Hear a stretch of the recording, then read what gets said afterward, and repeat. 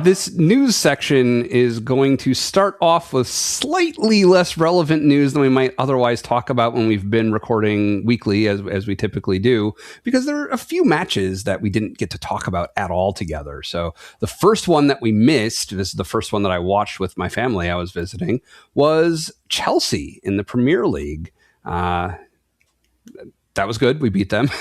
Yeah, 2-1, kind of an ugly, sloppy game, but I feel like the frustrating thing about it is, Pedro Neto picked up the red card there in the second half, a second yellow, and Chelsea was a little better than they should have been, given we were up a man, but we saw the game out.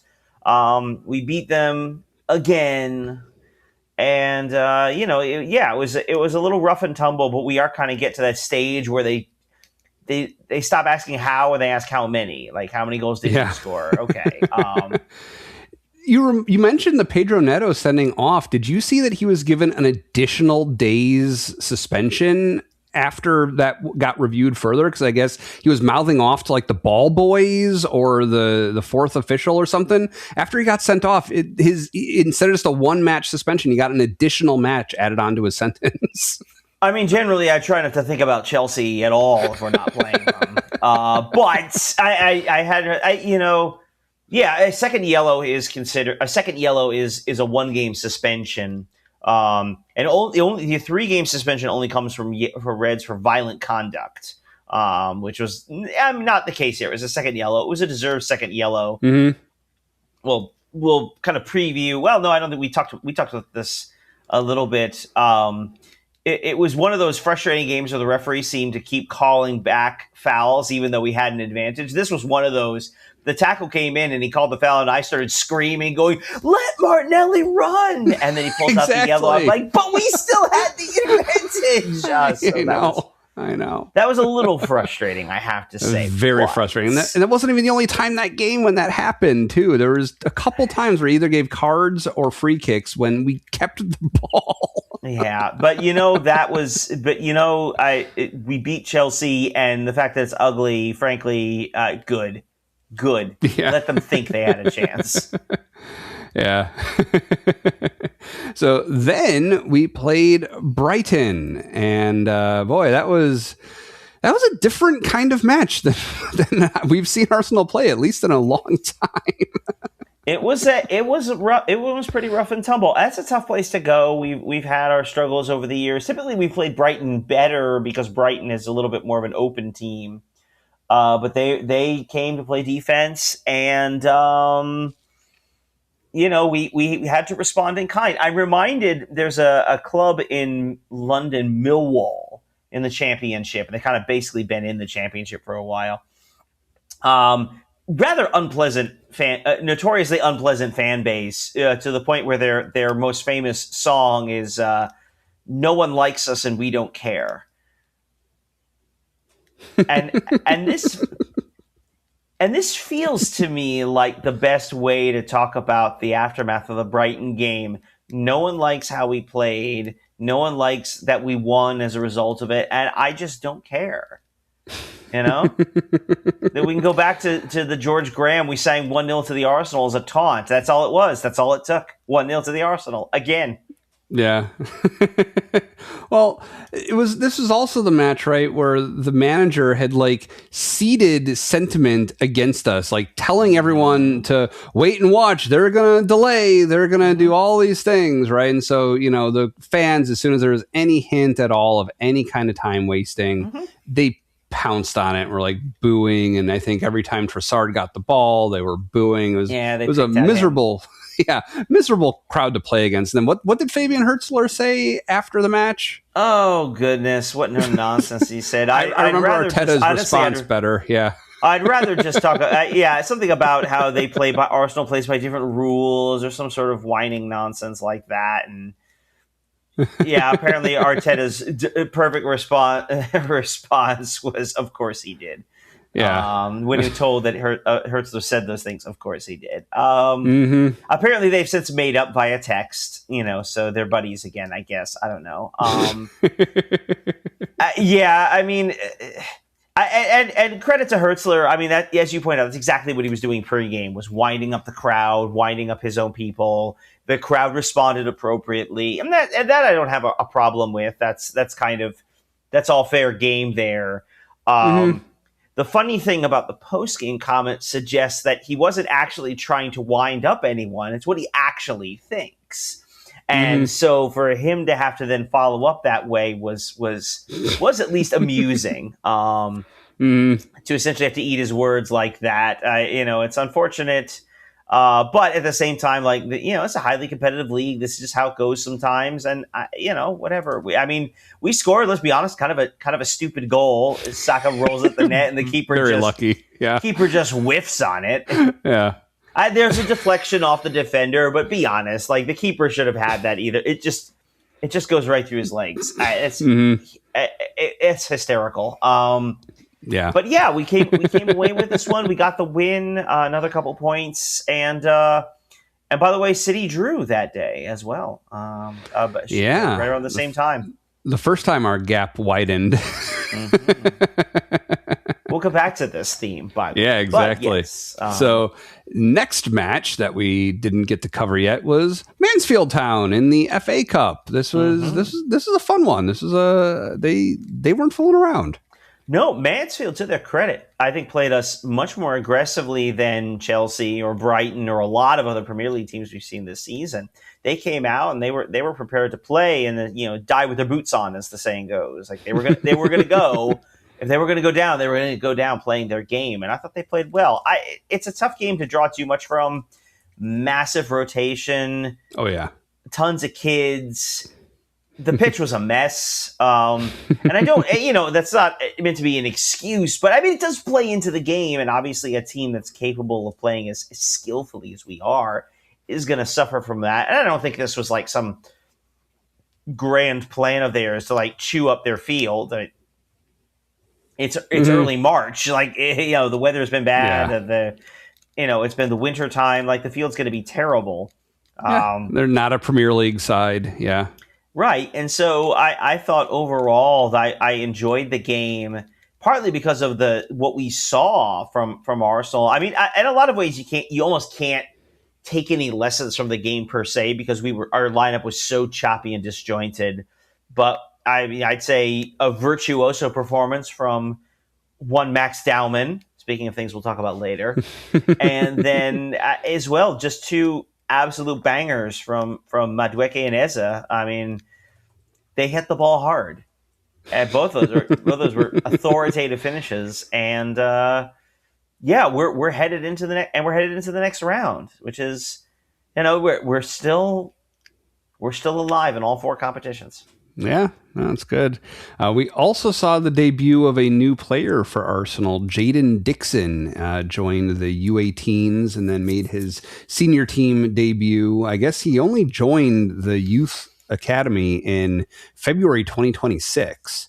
I guess he comes to us through Stoke City, originally having started at Tottenham. So, but yeah, so we haven't seen him since then. I don't know how much we will, given who we're gonna be playing the rest of the season. I don't know. I mean, Southampton, maybe, I don't know, but no, Southampton is a decent championship side. They were in the Premier League last year, 2 years. Yeah, it was last year. Yeah. Spoiler alert, because we'll mention it later. We drew Southampton in the fourth round. Southampton away. But of all the choices we could have had, well, I guess Port Vale would have been better. But otherwise, overall, this is a pretty good draw coming into the next round, which will be the first weekend in April. But yeah, a real opportunity to play some of these kids. I got to be honest, I had never heard of Jayden Dixon before. He only joined the club like within a month before, so, and still at the U18 level. So yeah. Yeah, I'd say I was completely. He came on, and I was like, who? Yeah, because I'm looking through all the others. I mean, obviously Dowman, Marley Salmon, we've talked about. Yeah. Kepa plays these games. Andre Anus is a player we've seen. Tommy Setford in goal, the keeper. Although obviously we got Kepa in this one. Yeah, without Raya even on the bench, it was just Tommy Setford on the bench. I think I saw. Yeah, right. So yeah, but overall, yeah, I mean, I didn't love seeing like Saka come on or Timber come on, but we were able to get the kids in, get them some run out, get them a good performance. Mm-hmm. I have to check. I think we were, yeah, we were up when we were up when Dowman came off. So that was nice to see. Yeah.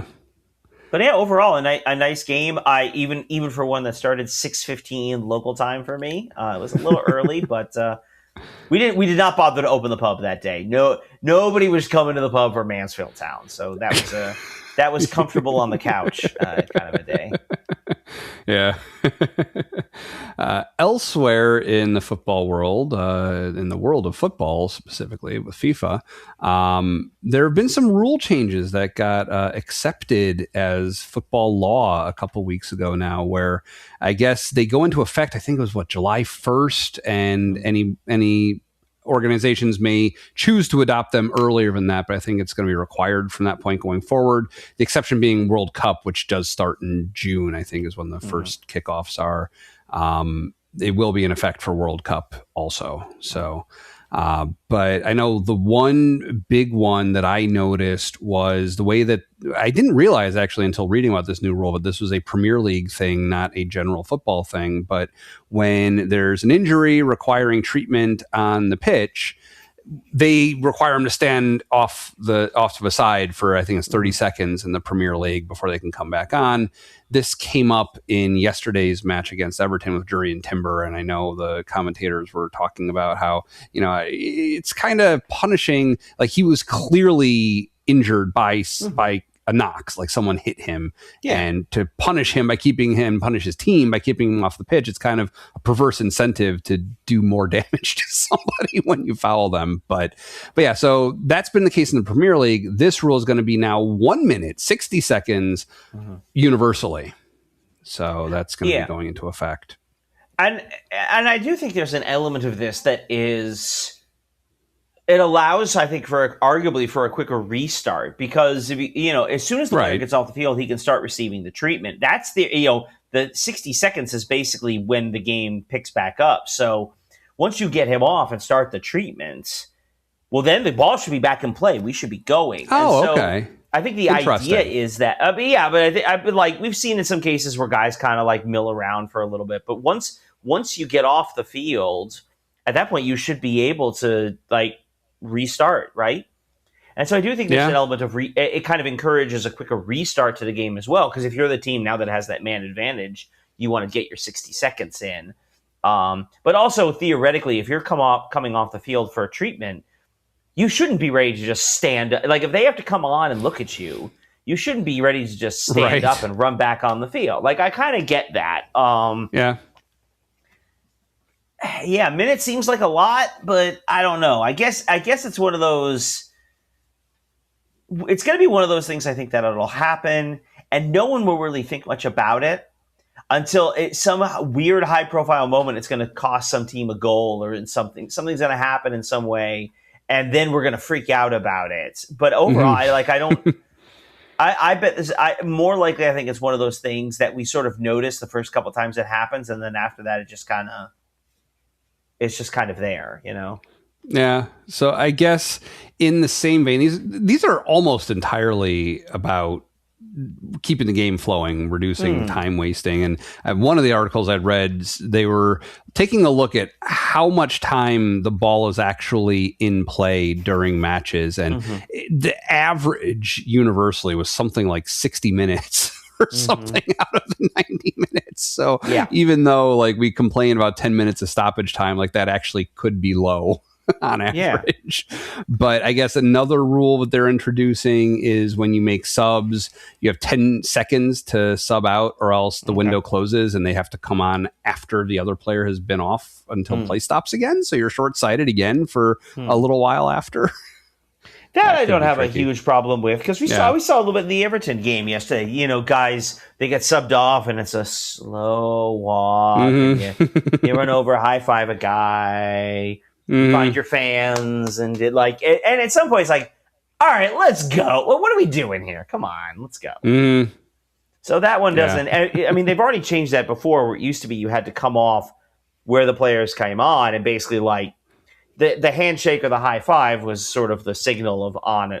Once you was meeting Right. there, one comes on, one comes off. But a few years ago, they've changed it where now you're supposed to leave by the nearest sideline. Sure. So that way prevents people from doing a long walk across the entire length of the field. Right. Yeah, exactly. Yeah.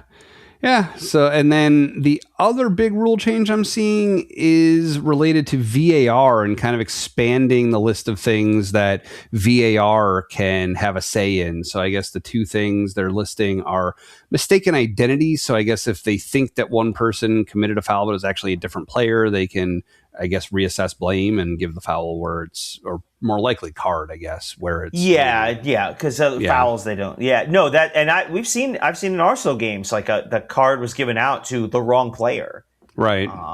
And presumably that would get straightened out after the fact, and I guess it would matter more when there's a second card. The player was was rescinded from the player's record, but still, it's in the game is kind of. I think it wound up. Right.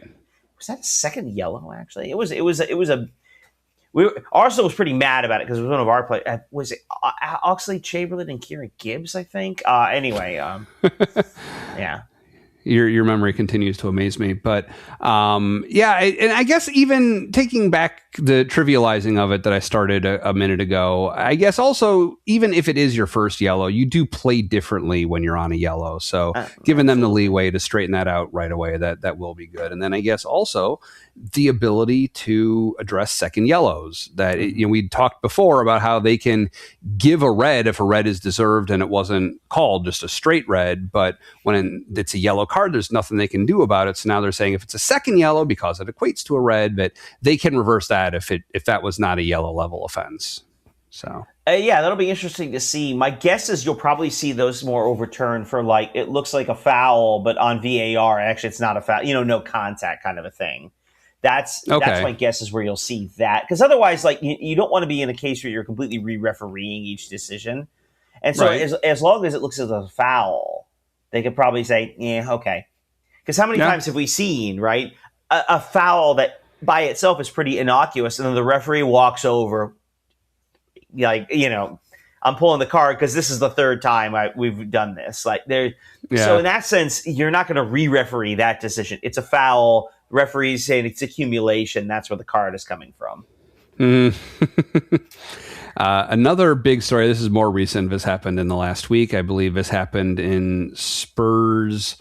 What match was it of theirs? Something happened with their backup goalkeeper named Kinski, yes. That that was their Champions League game. It was Champions League, and that's what I thought would have been last week. But then I was like, why are they putting their backup keeper in their Champions League match? But so what happened there? Right. So they were facing Atletico Madrid, right, in the round of 16 of the Champions League, and within the first 17 minutes, they gave up 3 goals, 2 of which were directly the result of really awful giveaways by their backup keeper, Kinski. I don't remember his first name. A younger guy, I think, right? You're right. He's their backup keeper, kind of a younger player. And at 17 minutes, he got yanked, which, again, we've talked about subbing a keeper is such a big deal. And it's kind of it's an embarrassment on so many levels, even to the point where, like, he gets no recognition from the manager. He, like, walks straight into the locker room. Right. That was what I read was being like the worst thing is just like as far as damaging not only his reputation, like just getting subbed off like that is like a really bad thing to have on his resume. But then just as far as his confidence, like to have the manager just like pat him on the shoulder to say like, it happens, no big deal. But like he's like going to be wrecked for at least the rest of a season, if not years into the future. Potentially. I mean, right. I mean, yeah. In terms of in terms of summing him off, like, I mean, well, in a sense, it's not as if everyone would go, Kinski, we're going to sign him. I wonder, wait, with this Champions League thing. I mean, it was on television. Everybody saw it. Right. I think the more immediate is the short term is the more immediate thing, because we've talked about Spurs being in the relegation fight. Like, what does this say what kind of message does it send to Kinski, the player? What kind of message does it send to the other players on the team? I don't know. It's kind of an interesting, weird position for them to be in. But yeah, I mean, and they're, if you get a chance, look them up. Hit the two goals that he basically directly concedes. They are. Yeah. I mean, there's no hiding it. He it's bad. slipped It's and real fell to the bad. ground, I think, at least one of them, if not two of them. Yeah. Yeah, it's Yeah. bad. Is it that bad? It is that bad.